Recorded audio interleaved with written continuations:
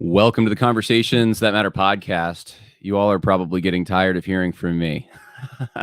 This is I think, third or fourth podcast I've done this week, live podcast. And there's actually two today. I haven't done two podcasts in one day in a very long time, but I just thought when I got up this morning and I looked at some of the things in the news that we needed to have a conversation about what's happening right now, because things are degrading and tempers are rising at very high rates. And I thought of the scene in Lord of the Rings where Aragorn is speaking with I forget which king, but that shows how much of a Lord of the Rings fan I am, I guess. But he's speaking with this king who's been under the dominion of Saruman, and says, "War is upon you, whether you recognize this or not." And I'm summarizing, but that's the state we're in right now. War is upon us, whether we see it or not, and it's time to get with the program. And there are plenty of political conservatives, even people that are claiming to be Christians out there on social media saying peace, peace, when there is no peace, or that it's really not about Christianity. That's not what this is about.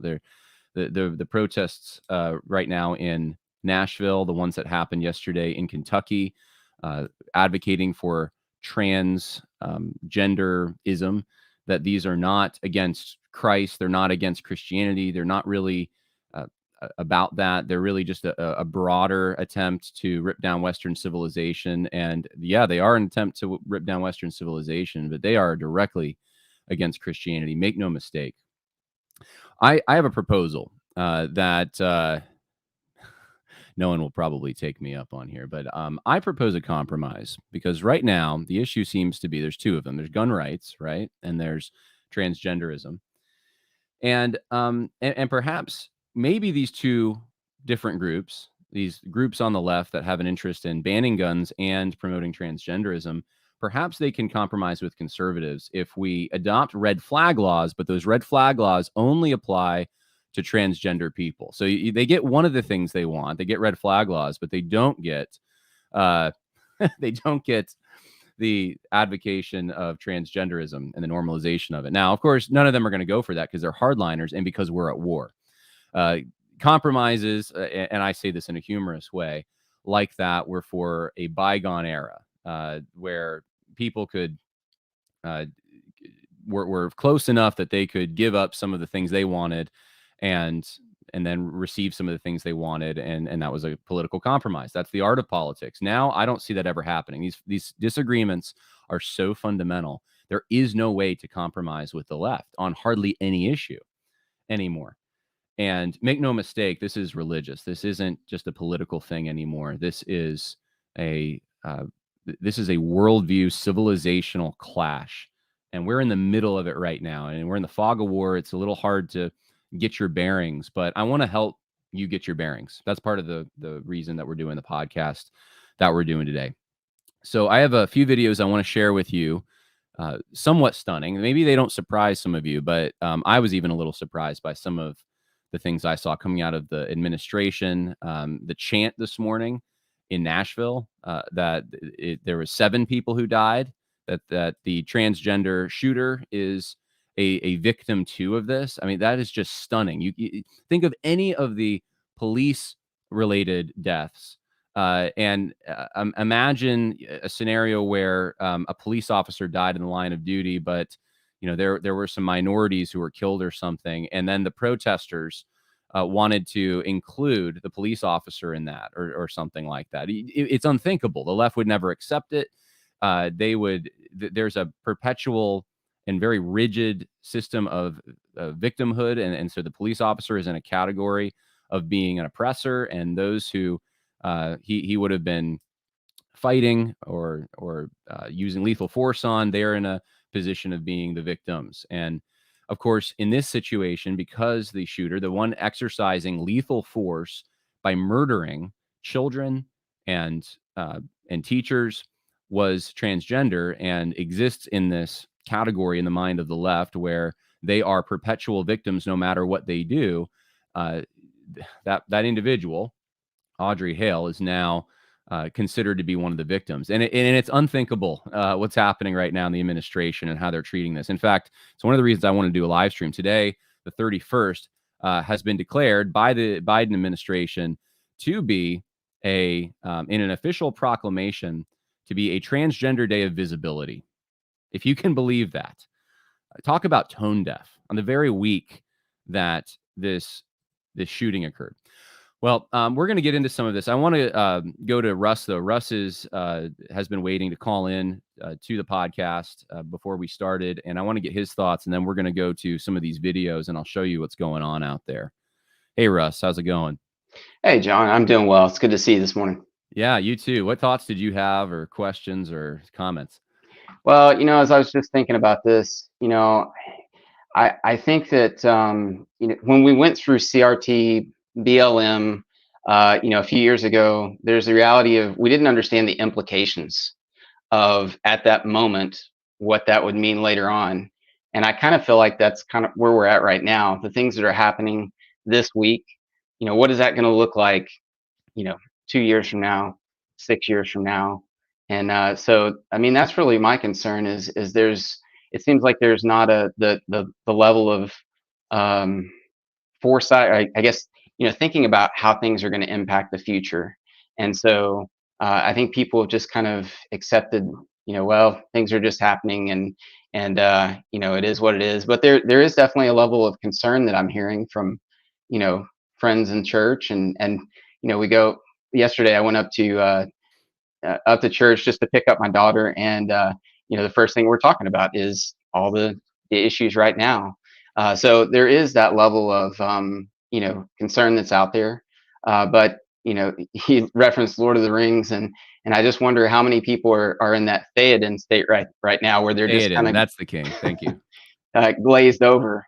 But yeah, I mean, to me, that's kind of my concern. Just looking, that's the question in my own mind, is where are we going to be in 2 years from now, based off of what's happening this week and what we're seeing here. That's a really good point. Yeah, and I think you're spot on with the fact that in 2020, many Christians and political conservatives tried to keep their head down, especially Christians, tried to sidestep it, tried to even join with the revolution to some extent from a safe distance and encourage it. And they didn't know they were dealing with fire. And that fire has now crept into every institution, just about. We've accepted critical race theory, and that's what a lot of people don't realize. Some are interpreting this as the tide has subsided, and the issue is we're moving on to other issues. But we are moving on to other issues, but it's because we've largely accepted critical race theory in our institutions. And just because there's not violence on the street doesn't mean that an objective wasn't fulfilled. It was. And now we're seeing a similar reaction. Now, it's not the same. It's not at the same level of crime at this point or anything. And I don't know that it ever would be the same way, but it's the same on a social level. The change to our civilization and our social institutions is the same, if not worse. The transgender activism is getting into everything. And this is so fundamental. And that's what I'm hoping Christians are going to wake up to more, is they're seeing it. Race has always been a bit of an Achilles heel, I think, in the United States, at least for since the civil rights movement in particular. But this issue of transgenderism doesn't have the same history. And people who might have been asleep on critical race theory, hopefully are going to wake up on the radical transgender ideology and what this is, because it's demonic. It is from the pit of hell. I don't care if I'm banned for saying that, because I can't see anything even remotely tangentially related to this that's acceptable for Christians to participate in at all. It is completely of the devil, mixing categories that should not be mixed. It's so anyway. I think you're spot on with that, and I'm glad that at least you're having conversations. I think you're not alone in that. I think many are. This morning, and it's kind of like we woke up and realized the world we're living in and how out of control it is, and how little power. I think people feel small, how little power they have to do much about it. And that's what I need to talk about later in the podcast. But yeah, I appreciate it, Russ. Any other thoughts that you had? Yeah, so tomorrow I'm an abolitionist. Support equal protection for the unborn. So tomorrow I'll be headed to Austin for equal protection. I was just thinking about how advocacy for equal protection is based off God-given rights. But when you think about the trans movement, it's based off of immoral rights, right? And the whole reason behind that, and you've just been talking about it, is because our society's rejected biblical standards, and now everybody kind of does what's right in their own eyes. And so, I think that as Christians, we stand on the word, and it's one conversation at a time. And one discussion, whether we're talking about the trans issue or we're talking about the unborn, it's going back to the sufficiency of Scripture, helping people understand what God's law says and His standards, and then preaching the gospel, calling for repentance of sin. So I'm looking forward to being together with some godly men in Austin tomorrow that'll be pushing for equal protection. And so if you guys could be praying for us, we're hoping that the lawmakers and then just people everywhere are going to open their eyes to to the Holocaust of abortion. Yeah. Yeah. Well, I appreciate it, Russ. Thank you for doing that. And your reward is in heaven for that. And I do hope it's successful, though, here on earth, that you're able to, especially in a state like Texas, get some protection for the unborn. This is a clash of the culture of life versus the culture of death. There's no doubt transgenderism is on the culture of death. It is sterile. It is androgynous. It is against the production and proper raising of children to be valuable members of society. Society dies. The only reason that it's surviving, it's not, and I wouldn't say it's thriving at all, but the only reason is that it hasn't done more destruction is because it's such a small percentage of the population that's transgender. That's growing. If you look at the stats for Gen Z, it is startling what, and I don't have them off in front of me right now, but it is a very high, it's a jump like no other between any generation with the level of confusion over gender and sexuality. So anyway, Russ, hey, God bless. Please pray for Russ as he goes out there tomorrow. Appreciate you calling in. Yeah, thanks, John. So we're going to play some videos to represent what I've been talking about here in the opening for the program. And I'm debating which one to start with. I think we'll start here. We'll start with the Biden administration. This happened yesterday. This is the spokesperson for the Biden administration, and this is what she had to say. The trans, our hearts go out to the trans community as they are under attack right now. Our hearts go out to the trans community as they are under attack right now. I had to play it twice for you because the first time you might have thought, did she really say that? And the answer is yes, she did. Our hearts go out to the trans community because they are under attack right now. They are under attack right now. Excuse me, who's under attack right now? Who was under attack earlier this week? The trans community was under attack? Who lost their lives in a shooting that now is pretty accepted that the shooting was related to the fact that this was a transgender person who had an axe to grind with a Christian school. I don't know exactly what the relationship is there, but that is part of the equation in this. And Christians were murdered. There are parents whose children are not coming home, and the trans community is under attack. Can you imagine them saying this? In any other shooting scenario, they never would, ever. This should jolt people out of the slumber and realize not just the unequal weights and measures that are being applied, but the moral insanity of this. Who's attacking trans people? They're attacking themselves. Their suicide rates are through the roof. And that's and of course that's used to say, well, it's because people are pushing them towards it. That's debatable. That people are pushing them towards it. There's a mental health component. At least you were able to say that up until recently, that contributes to violent behavior, suicidal impulses, all these kinds of things. Political violence. We just talked about that poll yesterday. But that's forbidden information. In fact, I would wager that universities in the United States are not even going to be looking into these kinds of questions anymore. That was for a bygone era. But that's how this narrative is being spun right now. Let's look at what happened in Tennessee. This is this morning. And of course, Tennessee is, I've looked at a number of different things this morning. It looks like the governor, I believe it is, or I'm now blanking on whether it's the governor or the a prominent, I guess it would be their equivalent to the majority leader or something of their body, their legislative body. But either one of them is calling for red flag laws of some kind. So so that's happening. But the protesters who are trying to promote the making guns illegal, essentially, have taken over or tried to the Capitol there in Tennessee. No peace! No action! No peace! No action! No peace! No action! No peace! No action! No peace! No action! No peace! No. So you have a protester there somehow got into the chamber, and then you have people that are, I guess, in the gallery who are chanting "No action, no peace." This goes on for a while, and this was what was happening outside the chamber. Y'all 7 lives.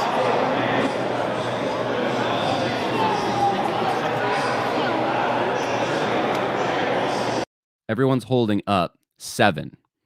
They're holding up the number 7 on their fingers, 7 fingers. I'd say there were 7 victims. Yeah.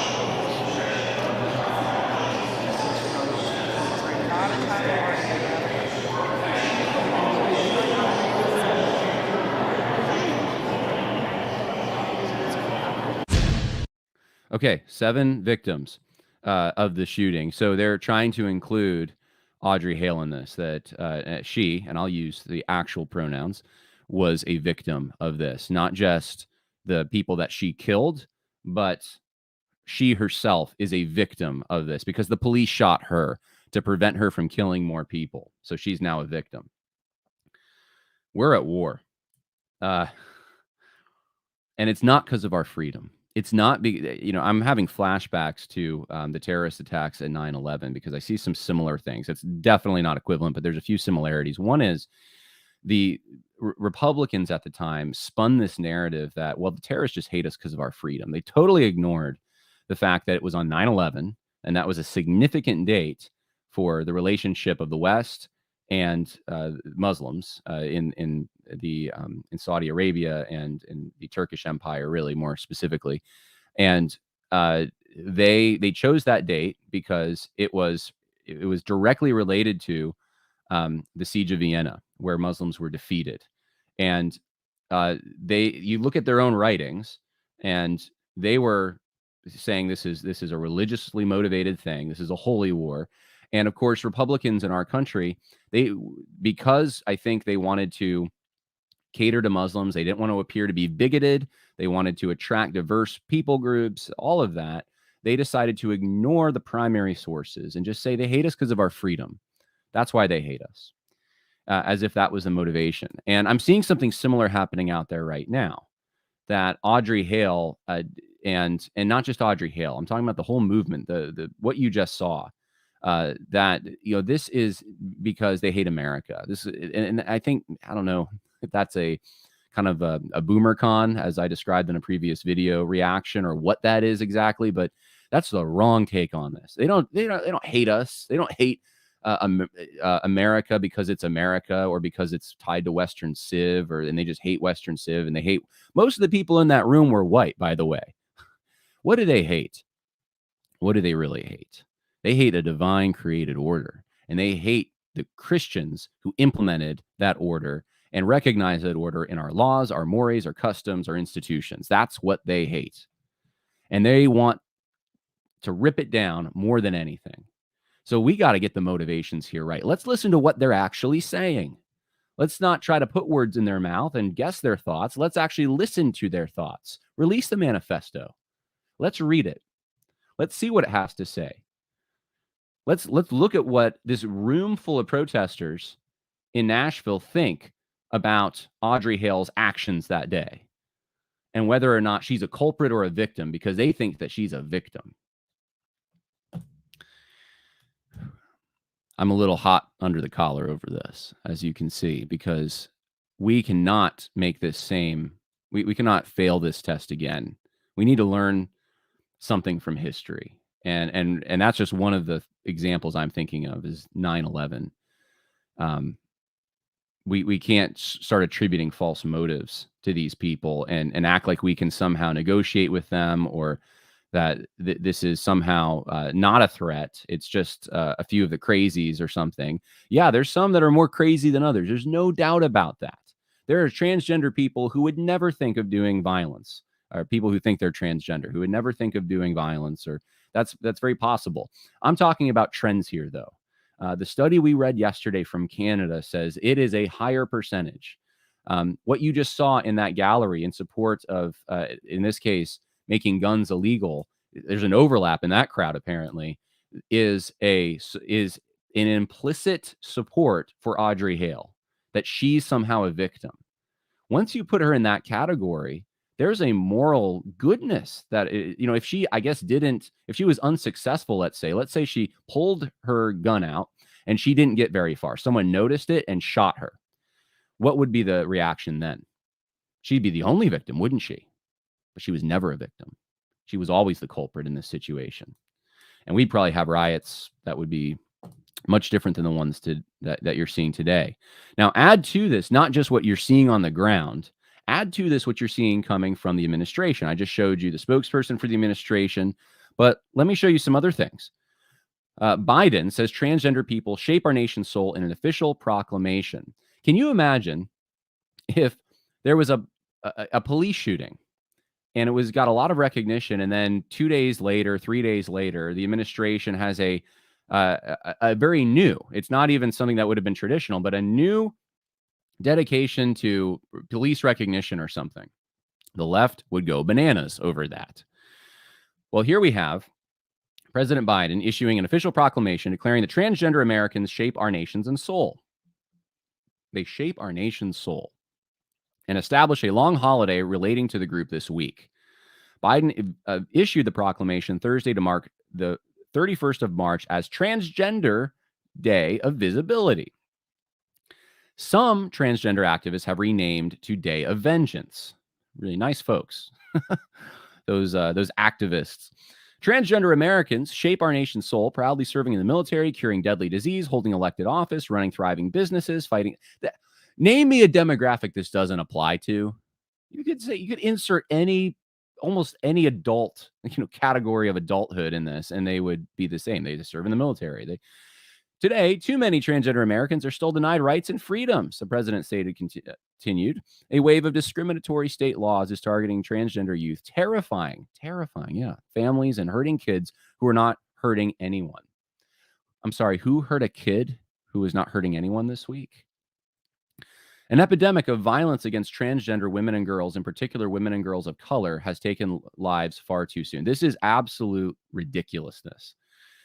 You could do this with any of the things that, let's say, a child imagines. They want to be their fanciful imagination that they want to be an explorer or an astronaut or a cat, as some now apparently want to identify as, and any attempt to keep them from expressing that in an orderly fashion and promoting self-control and responsibility, you could label that the same thing. You could insert that and make Joe Biden's argument here is that there's a wave of discrimination.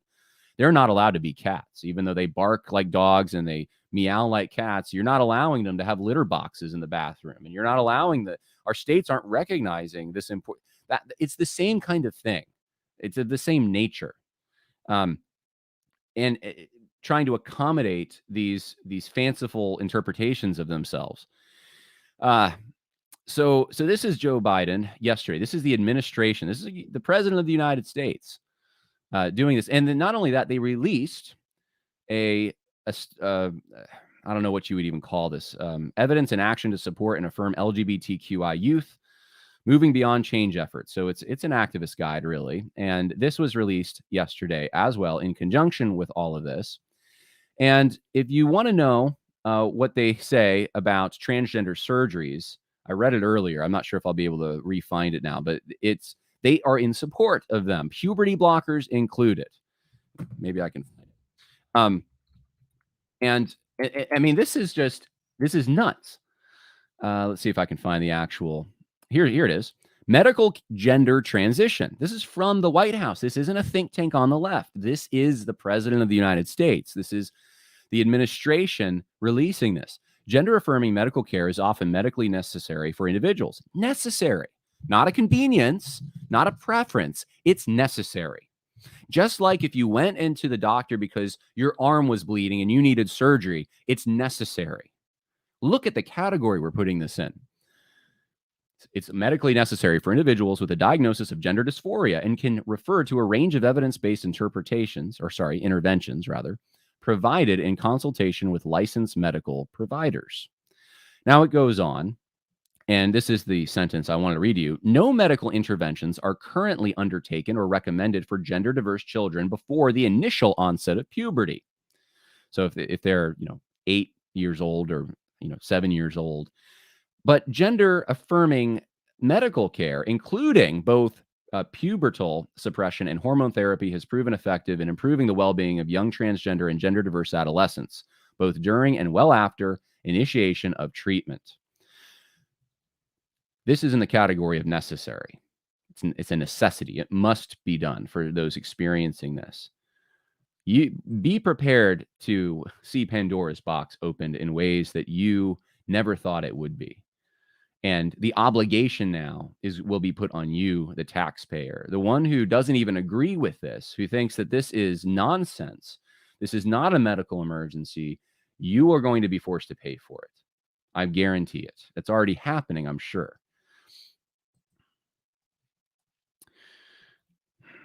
Three state Democrat lawmakers apparently joined those protesters that you just saw in the Tennessee state capitol. So that's great. You have a political party with elements of it that cannot maintain self-control or dignity and want to disrupt the legislative process. They haven't even had the opportunity yet to make the arguments, and they're already doing this.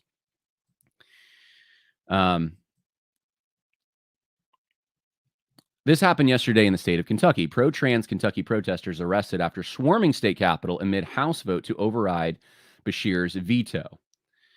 Nearly 24 people were arrested and cited for criminal trespassing at the Kentucky Capitol on Wednesday after protesting a bill in the bluegrass state pushed by Republicans to ban transgender procedures for minors. Now, I'm just thinking about a little event known as January 6th that we were subjected to reruns of for years. And I'm wondering whether or not what just happened in Kentucky is in the same category as far as they stormed the Capitol, right? They were arrested. They were trespassing. That's exactly what they did. And these are people that are advocating for transgenderism and the normalization of it. They want to prevent what Kentucky's doing to try to make this, to try to make gender transition surgeries illegal for those who are under 18. This is what's happening. And of course, no media coverage of this in the same way that January 6th was covered. Instead, the day it happened, the very day it happened, the Biden administration makes the announcement I just showed you, advocating for transgender, quote unquote, rights, and chastising state governments like Kentucky that would try to limit the transgender expression at the taxpayer's expense and those who would prey on children. See what's happening. Here's the one of the people who got a lot of attention at that particular protest in Kentucky. I don't know a lot more details about this person. I'm sure more will come out, but this looks way more satanic than the January 6th shaman, by the way. Way more. The shaman I'm not defending the shaman, but there was an American Indian kind of, if you looked into his beliefs, it was kind of strange. He kind of had even a Christian kind of quasi-Christian thing going on. This guy, let's just say he doesn't look it. This looks like a priest in Satan's temple or something. And a lot of people, I guess, are coming to that conclusion. Now, I don't know the whole background of this guy, but he's wearing what looks to be ram's horns or something, goat horns. He's got 2 sets of horns in a clerical kind of outfit, as if he's a priest or something. With prayer beads and so forth, but it's certainly mixed with occultish kind of stuff, and you can see all the people in there that are advocating, listen to trans kids, trans people, this and that. What does the Bible say? This is the verse that's coming to my mind right now, and it's from John 15. There's a certain element of this that shouldn't surprise us. John 15 says, "If the world hates you, you know that it has hated me before it hated you." This is Jesus talking. "If you were of the world would love its own. But because you are not of the world, but I chose you out of the world, because of this, the world hates you. Remember the word that I said to you, a slave is not greater than his master. If they persecuted me, they will also persecute you. If they kept my word, they will keep yours also. But all these things they will do to you for my name's sake, because they do not know the one who sent me. If I had not come and spoken to them, they would not have sin, but now they have no excuse for their sin. He who hates me hates my Father also. If I had not done among them the works which no one else did, they would not have sin, but now they have both seen and hated me and my Father as well. But they have done this to fulfill the word that is written in their law. They hated me without a cause." Now, this is 2,000 years ago. This is Jesus talking to his disciples before his death. But there's some parallels here. The hatred that the world has against Christians is directly related to a conviction they have over their sin, because we remind them that they are under judgment, that they are in sin, that what they're doing is wrong, and they want to justify it, and they want to jam it down the throats of everyone, and using the force of the government if necessary, that what they're doing is acceptable and should be normalized, because they are fighting inside themselves the idea that what they're doing is wrong, because in the back of their mind they know it. And so those who represent God and represent his law, they are going to hate. And that's really the bottom line here. That's what's going on here. We are transitioning from a Christian society, as far as a society that valued Christian laws, valued Christian mores and Christian teachings. And even those who weren't Christians thought Charlie Brown Christmas was great and their kids should probably go to church and youth group was a good thing. We're transitioning from that to paganism. And we're in the beginning stages. It's going to get a lot rougher. And as Christians, how do we think about this? How do we react to it? Well, I already gave you a clue. One thing we have to do is we have got to make sure that we are about the truth in all this. We cannot console ourselves, comfort ourselves with the idea that, well, this is really just because they hate America. It's really just because they hate Western civilization, or this is really just because of some other factor. It's strictly biological, and it's because of the hormones that are being taken. Those might contribute to some of this aggression, but you need to accept the root factor here. The root factor is hatred against God, and God's representatives are Christians on this earth. Now, there are those who are not Christians, and I will concede this, who also, though they are in a very pitiable condition because they don't know Christ, and that's a scary place to be, but they still support elements of his law, at least in a category of earthly good. They can recognize that it's better for husbands and wives to remain together, and divorce shouldn't be normalized, and we should be more conservative when it comes to quote unquote family values, right? There's people like that. They represent in a weak fashion, but still in a fashion, they represent the law of God, because God has written his law in the hearts of individuals. That's what the truth suppressors are fighting within themselves. And so there are those who don't know Jesus Christ directly, who still think that some of the things that God set down for his created order are beneficial and wise. They're going to be lopped into this too, but they will not be hated as much, and they are not hated as much as those who are true believers in Jesus Christ, who represent him so closely, who look like him, who act like him, who behave like him in this world, and who aren't afraid to go up to people and share the gospel and provide the hope that they have, a hope that means that that people do not have to spend eternity under the judgment and condemnation of God, but they can experience forgiveness in Christ through repentance and faith. Those people are the ones that are hated the most. And many of you listening are in that group. So that's the first thing. Know that you're hated by those who want to justify their sin. They love the darkness. All right. And it doesn't have to be any more complicated than that. Right. Number two, I think, so that's an important number one. But number two is you need to take inventory. All of us do. Many of you already have. And and I just want to encourage you, if you have, good job. Russ calling in and telling me he's going to go to the Capitol tomorrow to advocate for the unborn. Good job, right?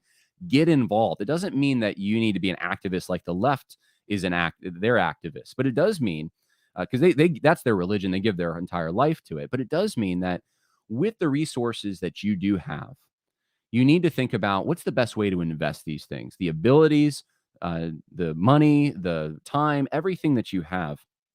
How can I best invest this for the kingdom of God? And that's going to look different for different people, but you have way more, no matter who you are, really, you have way more clout and authority on the local level than you do anywhere else.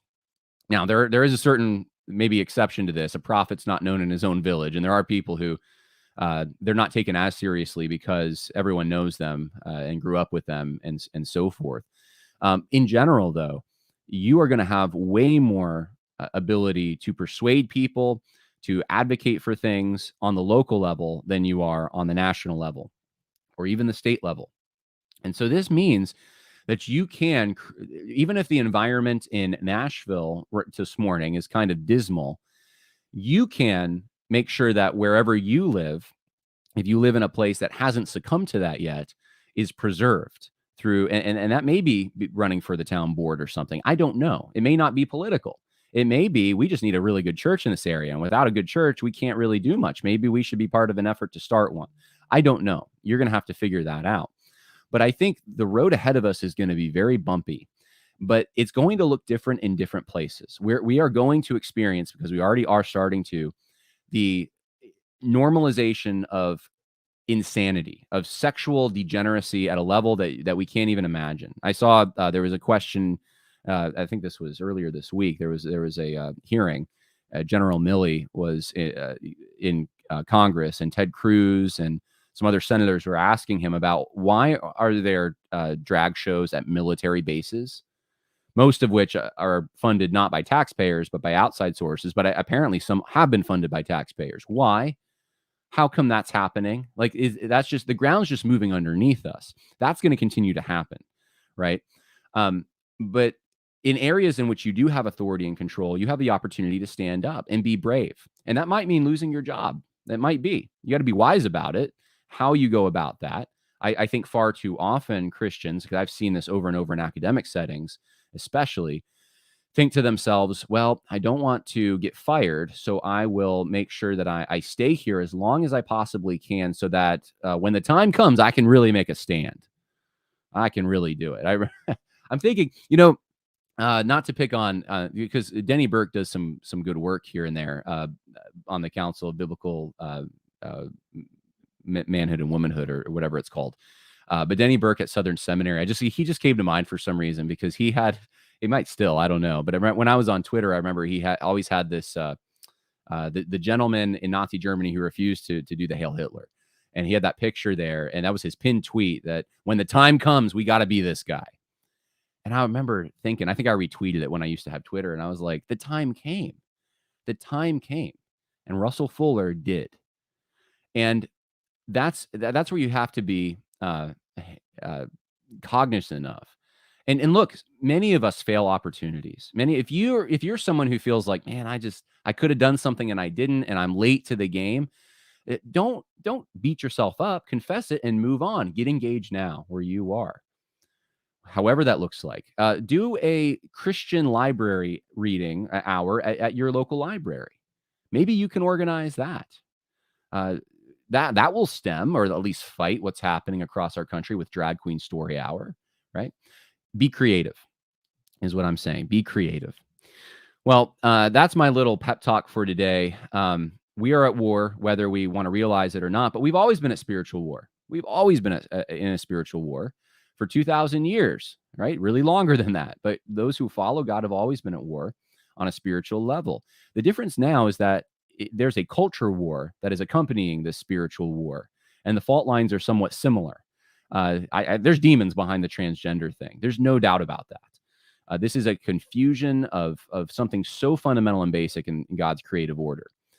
And now I think this week it's reached a point where this war, this culture war, if you will, the national tide has really turned in a significant fashion. I think in 2015 we saw there was, remember when same-sex marriage was legalized, same-sex marriage ceremonies, I should say.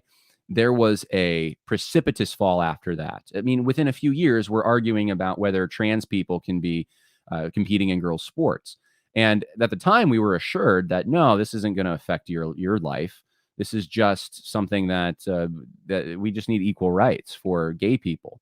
That's what we were told. And of course, that wasn't true. And we found out it wasn't. Some of us warned about it, but we found out not too long after that it wasn't true. Well, something similar is happening right now. There is a clash over these hormone therapies, surgeries, whether they should be taxpayer funded, whether this is an emergency. You have the administration saying it is.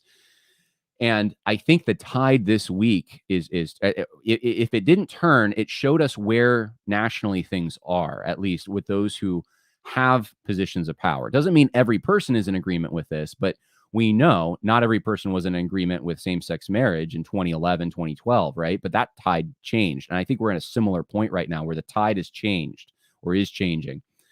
Who would have ever thought that something as heinous as that shooting could be interpreted in the fashion it's being interpreted in by much of the left, that there's another victim here, it's the shooter, and we should have compassion, and even some Christians echoing this supposedly. So that's my admonition or my encouragement. Number one, be realistic about this. Number two, make sure that you are part of the effort to fight this evil, and it will look different. Just because the national tide has turned does not mean in every location it's going to be that way. In fact, I'd wager on a map of the United States that's so not population centers, only population centers, but everywhere. The vast majority of the country, land-wise, is going to be against this kind of nonsense. And many of you live in places like that. Some of you don't. You're missionaries. That's how you got to view it. If you're in an area that has totally been overcome and is looking more and more like Sodom and Gomorrah, you're a missionary, and we need missionaries. So maybe you need to stay there and be salt and light and preach the gospel. We need people there. But if you are, if that's not your calling, if your calling is to preserve and to protect your family, and you think you can fulfill the Great Commission by being in an area that's not quite as insane, then you need to do all you can to preserve, to be salt, really, to be that preservative influence where you are. I'll close with this. When I went down to Southeastern Baptist Theological Seminary in North Carolina, and I don't want this to come across as arrogance, because it's not. I don't know how else to say it, though. I was surprised by the naivete of the professors and students at that particular institution. They lived in North Carolina. There's a lot of affluence. People are moving into that area, into Wake County, in crazy numbers. They still are moving in, and it was bringing a lot of success. And it was kind of this, I don't know what style you would call it, but it was, my wife might say chuggy, but it was a middle class, comfortable existence, modern builds that all look the same, all inclusive communities where you had everything at your fingertips that you could ever want. And of course, I hated it because I'm an outdoors guy, and I like mountains and all things to do that are outside. And going to the movie theater and having a million places to eat and shop doesn't really appeal to me as much. It's nice for a day, and then I'm done. I want to go see something in nature. So I already had that going on, and there was a beautiful lake there, and that's kind of where I like to go spend my time, is walking, hiking around that lake. But I do digress. The culture that was being manufactured there or created there was kind of this international or more national, but also international, kind of displaced people. they came from everywhere, right? You didn't know who you were talking to and where they were from, and they were there because of some company, right? In the Triangle area, there's a lot of tech companies and so forth, but they had a lot of money, and of course that's good for business, right? And conservatives, unfortunately, have a tendency, especially neoconservatives, to want to do what's good for business, not what's good for tradition or what's good for your area, what's good for your people, but what's good for business. That's a tendency, and that tendency certainly, I think, prevails in that region. And so anyway, the naivety, I think, is related to that to some extent, that you have people that are enjoying success, they're enjoying a life of entertainment and ease, they're enjoying all kinds of things that really are unprecedented in the history of the world. And when you're in that kind of a bubble, because that's what it is, especially if you're in a Christian institution, you're really in a bubble. And I'm not criticizing Christian institutions. Don't get me wrong here. I don't have any axe to grind. I think we should have Christian institutions. But I'm just saying the danger is when you're in that, there is a tendency to not see evil for what it is, to think that it's not really as evil as it says. I think that's why in so many of the evangelical circles, there's this softness on homosexuality that's developing in part. They didn't live where I live. They didn't, and I don't know what to say about Tim Keller and people who actually do live in places like New York City. They just think that they can accommodate somehow. There's some strategy they can use for homosexuals and the LGBT community, whatever. It's not a community, but that group, to somehow view them favorably. That's a deception. It's harder, though, I think, to deceive someone when they're staring it in the face. When they see, because like I've seen in the area that I live, I've seen on college campuses in the area, the LGBTQ stuff go crazy. I mean, I see it in the way people dress. I see it in all the awareness shops and witchcraft and all the paganism that's around me right now. I mean, it's growing at an exponential rate, it seems. I see it I see it even down the street from me. I live in an area that traditionally has been apple country. It's a farming area. And now there's this big mural with rainbow flag and lesbians walking and with a heart and holding hands. And I mean, this is so fast, and it's being normalized and it's being weaponized. I saw this at my church a year ago with Moms for Liberty wanting to use the church for a public event to specifically go after pornographic material being at the taxpayers' expense being pumped into our schools. And that was you would think that would have broad support, but in fact, they were defeated.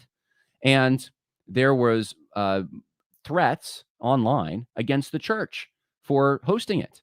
And then going into the archives of, hey, what does this pastor say about homosexuality? This is right in front of me. I can see it's a war where I live. And it's easier for me to see that, but it's harder when you're in a place where, like Raleigh, North Carolina, perhaps, where it's just, there's a lot of that hasn't been normalized as much. You're not pulling into the state park and seeing rainbow flags everywhere, or going to the shopping center and seeing rainbow flags everywhere yet. I see it. I see it on a daily basis where I am. Everything is a rainbow flag. Everything's and it's not rainbow now, it's a trans flag. We can't be naive to this. We have got to see where this leads, and we have to believe what the Bible says about this, that this is the result of a twisted worship of creation and rejection of the Creator. If we can see that, we can know for 100% certainty, if you're a Christian, that this is going to lead to all the vices described at the ends of Romans 1. That if you don't want chaos, if you don't want the insanity that comes with this, and the breaking down of the family and the increase in crime and all the other social maladies that accompany this, then you need to nip it in the bud. That's my encouragement for those who live in red areas. Okay. Lots of people weighing in, and really great comments out there. I think this is actually spot on. The church is all about loving them, and it's not really truly loving.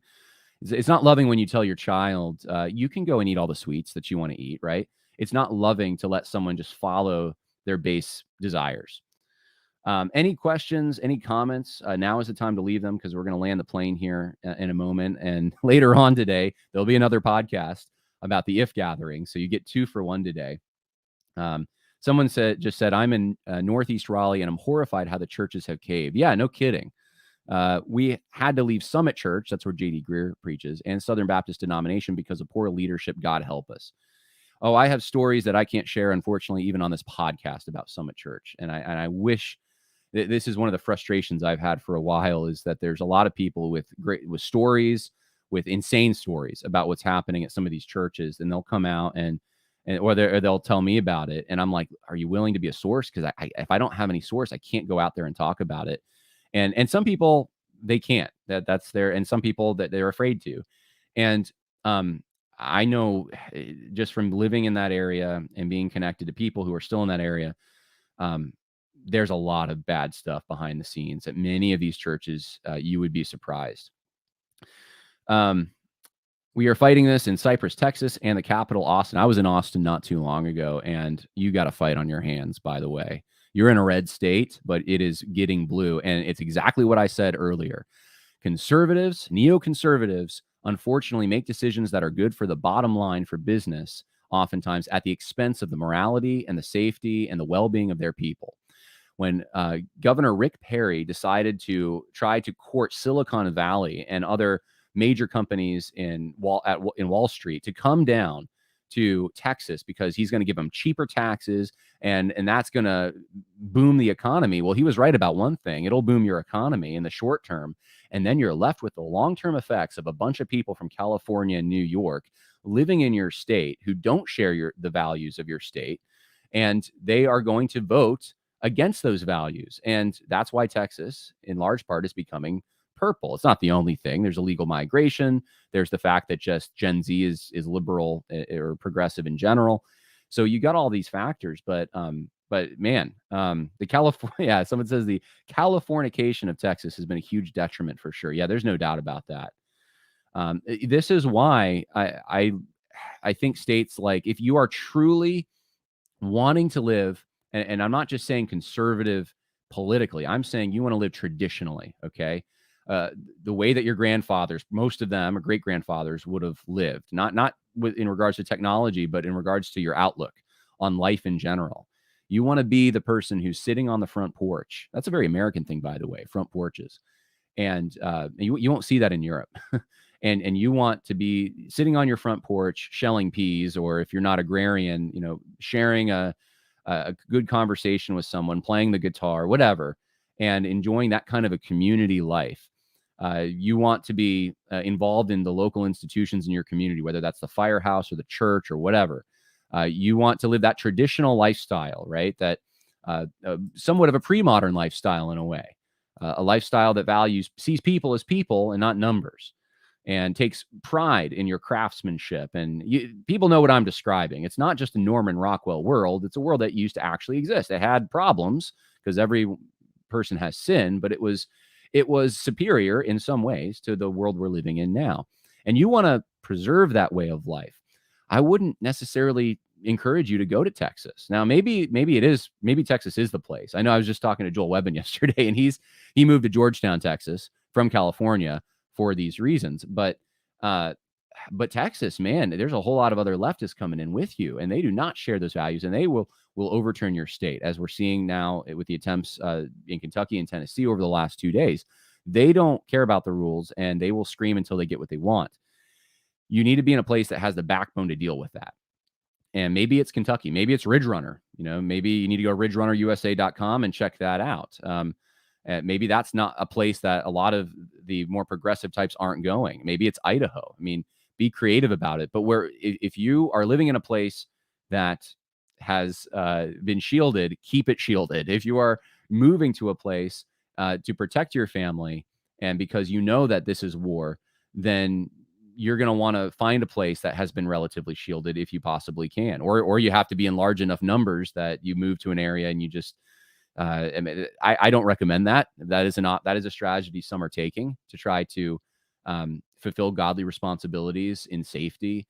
And so they'll go to an area that's maybe more progressive, but try to bring as many Christians there as possible to make sure I have my own views on that. I don't think it's a very necessarily a wise move long term. It's short term. It sounds great. I just don't know that those things work out long term very well. You don't see Israel doing that, going to the to the pagan nations, except for when God completely clears it out and commands the children of Israel, for who's ever left, clear it out. It's dangerous to try to play with that fire. It's hard, and it's a hard thing to do. If your goal is I want my kids to grow up in this wholesome environment, we're going to make it wholesome here. I mean, you can sort of control your house, but man, your neighbors, the people around you, if there's a pagan influence there, it will seep in through the cracks, no matter what kind of things you try to do to prevent that. And I would say that the evil's in the human heart. So no matter where you go, you're going to be dealing with evil, but that external evil that we're talking about today, that's going to seep in through the cracks. And so, take that into account when you're looking at places to move and all of that. All right. Well, one last comment here. My family, this is very timely for me. My family is considering a move to Texas because one of our children has had to move there for work, and that might be the place to go. That may be the place. Families are the deck is being reshuffled, and I think it's a good thing.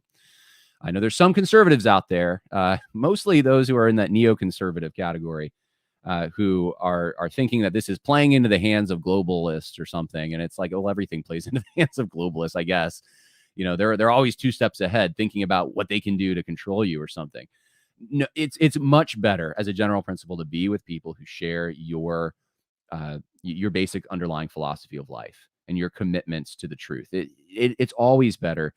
And you need to also have somewhat of an attachment to a mission field, whether that's traveling a short distance or whether that's there's just non-Christians in your community. There always will be, but it is wise, for the sake of protection and raising families, to be in places where you have people around you who can support what you're teaching them. So they're training their children the same way that you're training your children. That's always better. And not everyone has that luxury. Not everyone has that calling. But I think for a lot of people, that is something that they're looking at, and wisely, they're looking at that. All right. Well, okay. This is the last comment now. There are plenty of conservative Californians. They're not the problem. And I be one of them, I guess, right? I am one of them. So yes, I was born in California. A lot of my family's still in California, and like typical Californians, one side from Ohio, one side from Mississippi, and native Californian. And so, Californians, it's like when you go to Alaska, the people who are living there have not been there for that long. It's like since, it was achieved statehood. So very short history. A man can go make his mark in Alaska. California is a little longer than that, obviously, but same kind of thing. Whereas where I live right now in New York, and where I lived in North Carolina and Virginia, you have families that go back, centuries sometimes. My wife, or her family, goes back centuries in New York, right? They're so rooted here. But anyway, California, yes, there are places. California is actually very red, most of the state. Ronald Reagan came from California. It's those blue urban areas that are controlling the rest of the state. And maybe we should start considering, this is one of the areas maybe you can get involved with, some outside the box solutions for some of this, like dividing some states up. Who says California has to be as big as it is? Who says Texas has to be as big as it is? Why not have different states that can govern themselves? There's a scale problem here when a state gets so big that you have people that are making decisions for everyone and they don't represent everyone. So think outside the box. All right. Well, God bless. That's it for the podcast today. Hope that was helpful. Bye now.